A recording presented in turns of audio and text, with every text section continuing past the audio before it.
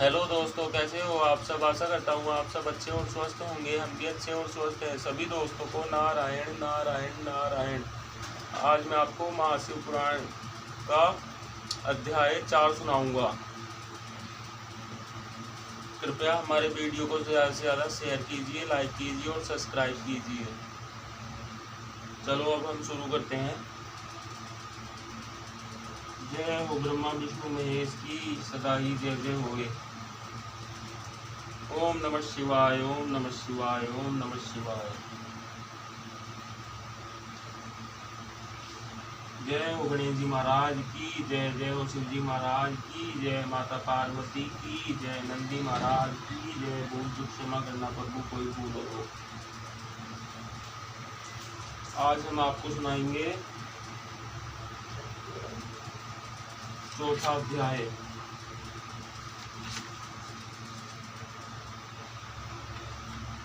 चौथा अध्याय है आज का। नारद जी का भगवान विष्णु को क्रोधपूर्वक फटकारना और शाप देना। फिर माया के दूर हो जाने पर पश्चाताप पूर्वक भगवान के चरणों में गिरना और शुद्धि का उपाय पूछना तथा भगवान विष्णु का उन्हें समझा बुझाकर शिव का महात्म्य जानने के लिए ब्रह्मा जी के पास जाने का आदेश और शिव के भजन का उपदेश देना।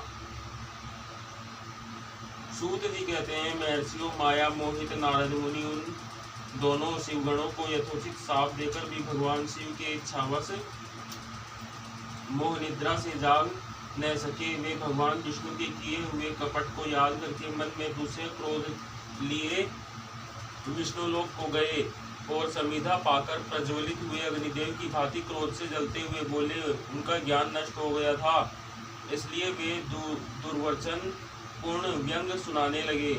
नारद जी ने कहा, हरे, तुम बड़े दुष्ट हो, कपटी हो और समस्त विश्व को मोह में डाले रहते हो। दूसरों का उत्साह या उत्कर्ष तुमसे सहा नहीं जाता। तुम मायावी हो, तुम्हारा अंतकरण मलिन है। पूर्व काल में तुम्ही ने मोहिनी रूप धारण करके कपट किया। असुरों को वारुणी मदिरा पिलाई, उन्हें अमृत नहीं पीने दिया। छल कपट में ये अनुराग रखने वाले हरे, यदि महेश्वर रुद्र दया करके विष न पी लेते तो तुम्हारी सारी माया उसी दिन समाप्त हो जाती। विष्णुदेव, कपटपूर्ण चाल तुम्हें अधिक प्रिय है, तुम्हारा स्वभाव अच्छा नहीं है, तो भी भगवान शंकर ने तुम्हें स्वतंत्र बना दिया है।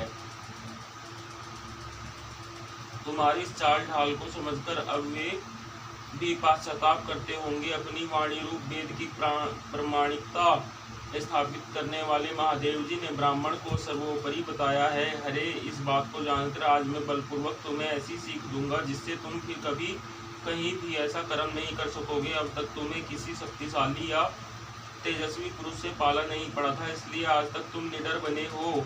परंतु विष्णु, अब तुम्हें अपनी करनी का पूरा पूरा फल मिलेगा। भगवान विष्णु से ऐसा कहकर माया मोहित नारद मुनि अपने ब्रह्म तेज का प्रदर्शन करते हुए क्रोध से खिन्न हो उठे और साप देते हुए बोले, विष्णु, तुमने स्त्री के लिए मुझे व्याकुल किया है। तुम इसी तरह सबको मोह में डालते रहते हो। यह कपटपूर्ण कार्य करते हुए तुमने जिस स्वरूप से मुझे संयुक्त किया था, उसी स्वरूप से तुम मनुष्य हो जाओ और स्त्री के वियोग का दुख भोगो। तुमने जिन वानरों के समान मेरा मुंह बनाया था, वे ही उस समय तुम्हारे सहायक हो। तुम दूसरों को दुख देने वाले हो, अतः स्वयं भी तुम्हें स्त्री के वियोग का दुख प्राप्त हो। अज्ञान से मोहित मनुष्यों के समान तुम्हारी स्थिति हो। अज्ञान से मोहित हुए नारद जी ने मोहवश श्री हरि को जब इस तरह श्राप दिया, तब उन्होंने शंभु की माया की प्रशंसा करते हुए उस शाप को स्वीकार कर लिया। तदंतर महालीला करने वाले शंभु ने अपनी उस विश्वमोहिनी माया को, जिसके कारण ज्ञानी नारद मुनि भी मोहित हो गए थे, खींच लिया। उस माया के तिरोहित होते ही नारद जी पूर्ववत शुद्ध बुद्धि युक्त हो गए। उन्हें पूर्ववत ज्ञान प्राप्त हो गया और उनकी सारी व्याकुलता जाती रही। इससे उनके मन में बड़ा विस्मय हुआ। वे अधिकाधिक पश्चाताप करते हुए बारंबार अपनी निंदा करने लगे।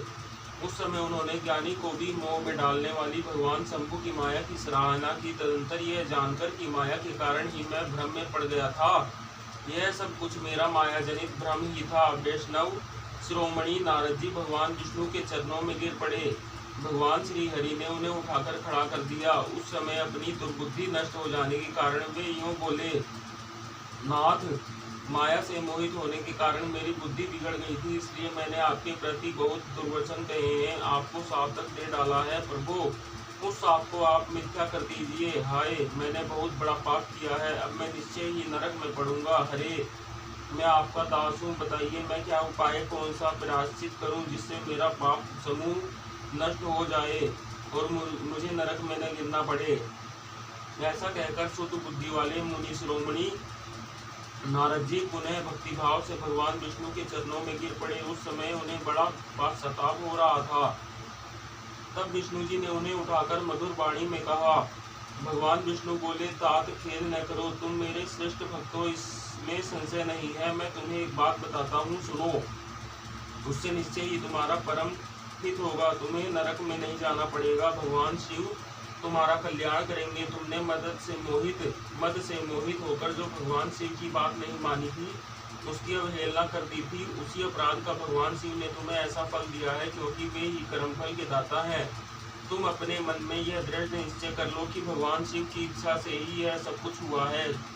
सबके स्वामी परमेश्वर शंकर ही गर्व को दूर करने वाले हैं, वे ही पर ब्रह्मा परमात्मा है, उन्हीं का सच्चिदानंद स्वरूप से बोध होता है। वे निर्गुण और निर्विकार है, सत्व रज और तम इन तीनों गुणों से परे हैं। वे अपनी माया को लेकर ब्रह्मा विष्णु और महेश इन तीन रूपों में प्रकट होते हैं। निर्गुण और सगुण भी वे ही है। निर्गुण अवस्था में उन्हीं का नाम शिव है, वे ही परमात्मा महेश्वर पर ब्रह्मा अविनाशी अनंत और महादेव आदि नामों से कहे जाते हैं। उन्हीं की सेवा से ब्रह्मा जी जगत के स्पष्टता हुए हैं और मैं तीनों लोगों का पालन करता हूँ। वे स्वयं ही रुद्र रूप से सदा सबका संहार करते हैं। वे शिव स्वरूप से सबके साक्षी हैं।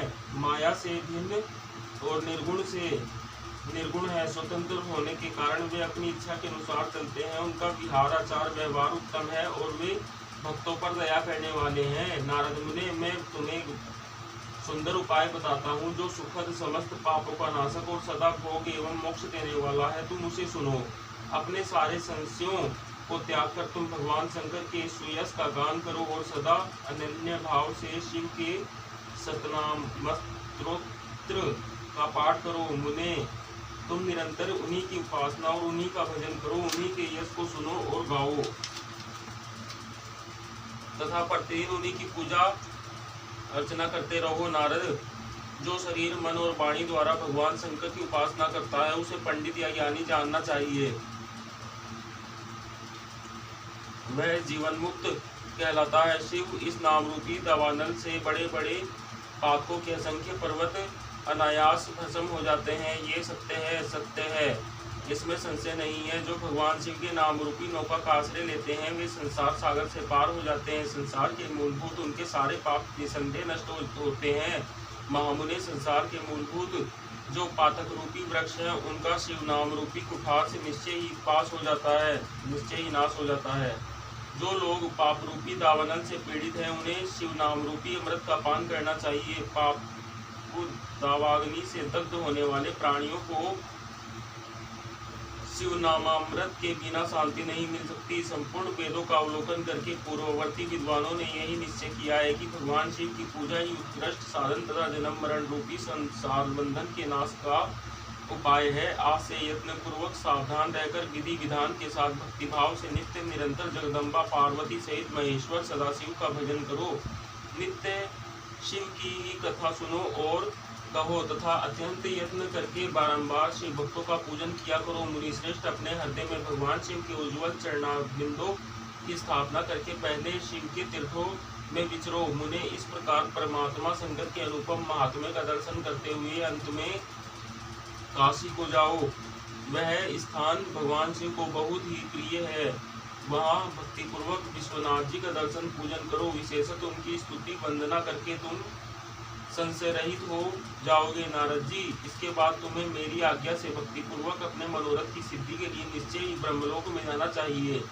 वहाँ अपने पिता ब्रह्मा जी की विशेष रूप से स्तुति वंदना करके तुम्हें प्रसन्नतापूर्वक हृदय से बारंबार शिव महिमा के विषय में प्रश्न करना चाहिए। ब्रह्मा जी शिव भक्तों में श्रेष्ठ हैं। वे तुम्हें बड़ी प्रसन्नता के साथ भगवान शंकर का महात्म्य और सतनाम स्तोत्र सुनाएंगे। मुने, आज से तुम शिवाराधन में तत्पर रहने वाले शिव भक्त हो जाओ और विशेष रूप से मोक्ष के भागी बनो। भगवान शिव तुम्हारा कल्याण करेंगे। इस प्रकार प्रसन्नचित हुए भगवान विष्णु नारद मुनि को प्रेम पूर्वक उपदेश देकर श्री शिव का स्मरण बंदन और स्तवन करके वहां से अंतर्ध्यान हो गए। ओम नमः शिवाय, ओम नमः शिवाय, ओम नमः शिवाय। जय हो ब्रह्मा विष्णु महेश की जय। नारायण नारायण नारायण। दोस्तों आज के लिए इतना ही। अगला भाग हम 5वां आपको कल सुनाएंगे।